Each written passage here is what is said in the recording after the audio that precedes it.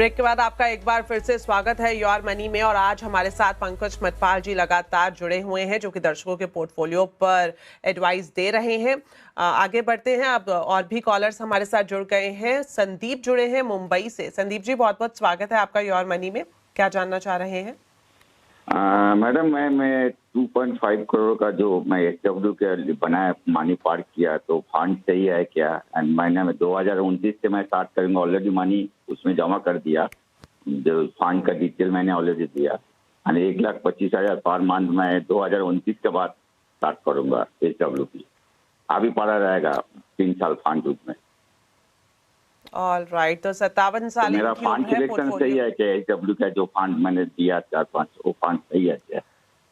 बिल्कुल बिल्कुल, हम सीधा पंकज जी से आपका सवाल लेंगे। और सर, जिस तरह से इन्होंने बताया कि पोर्टफोलियो की वैल्यू 2.5 सीआर तक पहुंच गई है, और मेन फोकस अब ये जो जानना चाह रहे हैं सवाल एसडब्ल्यूपी से ही है। ये जनवरी 2029 से चाहते हैं कि इनको मंथली 1,25,000 की निकासी ये आसानी से कर सकें। तो जो इनका फंड सिलेक्शन है, क्या वो सही है या नहीं? और जो फिर ये भी साथ में पूछा है कि 10 साल तक अगर ये मंथली जो विड्रॉल कर रहे हैं, उसके बाद इनके पास कितना कॉर्पस बचेगा? बिल्कुल, देखिए 2.5 करोड़ रुपया आपने ऑलरेडी इन्वेस्ट किया हुआ है, प्लस पीपीएफ में भी आपका निवेश है।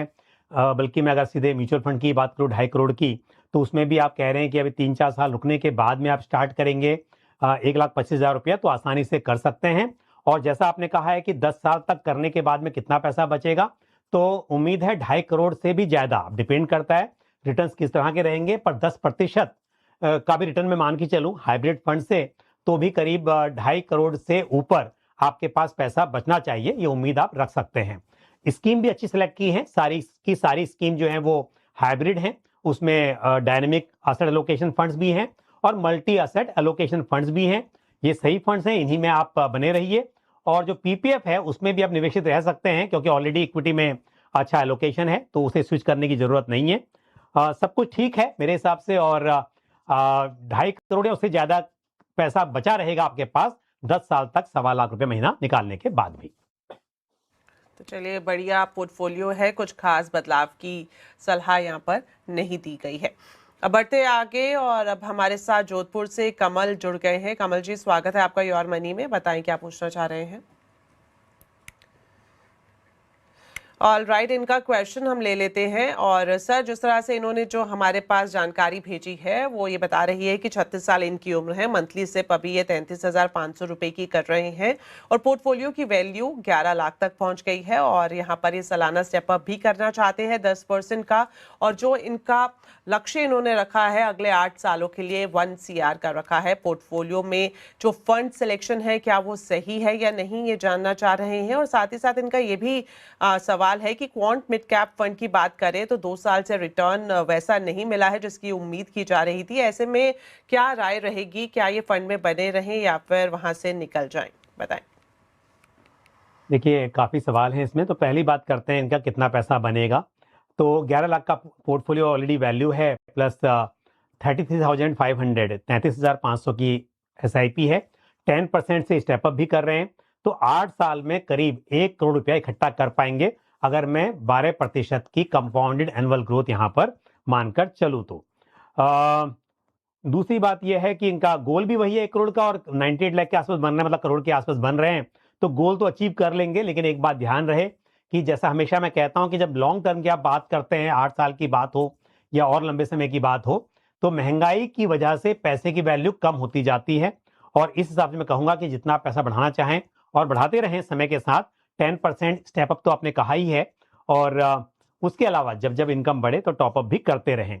दूसरी बात यह है कि अगर मैं ये भी कहूं कि 98 लाख बन रहे हैं, 1 करोड़ की आप बात कर रहे हैं, हालांकि बहुत क्लोज है, पर अगर हो सके तो 33,500 की जो एसआईपी कर रहे हैं अभी आप, उसे बढ़ाकर 35,000 कर लें, यानी कि 35,000 को कर लें। अगर आप 1,500 से बढ़ा लें इस वक्त पर, और फिर आगे चलकर जो आपने कहा है कि 1,500 10% से स्टेप अप करेंगे, वो आप जारी रखें, तो आप आसानी से 1 करोड़ बना पाएंगे।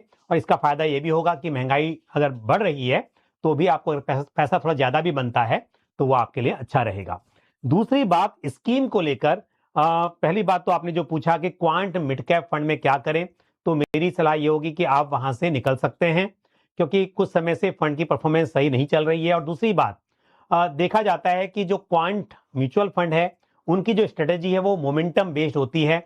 और मोमेंटम क्या होता है, जब मार्केट में तेजी होती है उस वक्त पर आप देखेंगे कि स्कीम की परफॉर्मेंस अच्छी होती है, लेकिन जब मार्केट में माहौल जो है वो बहुत अच्छा नहीं होता है तो उस वक्त पर इस तरह के फंड्स में आप अच्छी तेजी नहीं देखेंगे।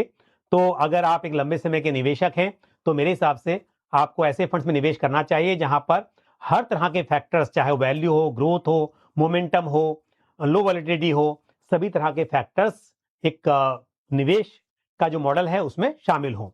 तो इसके लिए मैं सलाह दूंगा कि आप क्वांट मिड कैप फंड से निकलकर ICICI Prudential mid cap fund में स्विच कर सकते हैं।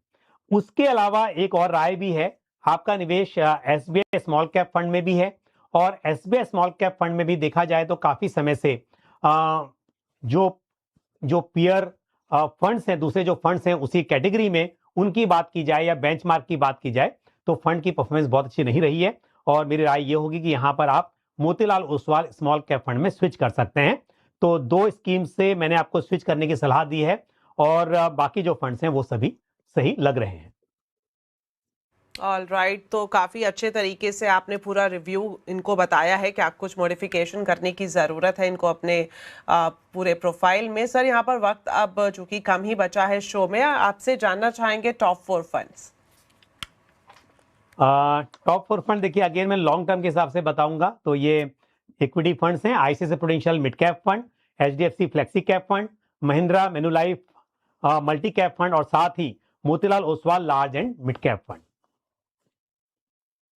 आप लंबे वक्त का नजरिया रखते हैं तो जिस तरह से टॉप 4 फंड्स पंकज जी की तरफ से सुझाए गए हैं इस वक्त आपकी टीवी स्क्रीन पर है, ICICI Prudential mid cap, HDFC flexi cap fund, Mahindra Manulife multi cap fund, और इसके अलावा Motilal Oswal large and mid cap fund. और जो यहाँ पर आपको एडवाइस दी गई है, सलाह दी गई है, वो लॉन्ग टर्म नजरिए के हिसाब से दी गई है। तो अगर आपका भी ये विचार है कि आप लंबे वक्त तक अपना इन्वेस्टमेंट जारी रखना चाहते हैं तो ज़रूर इन्हें कंसीडर कर सकते हैं।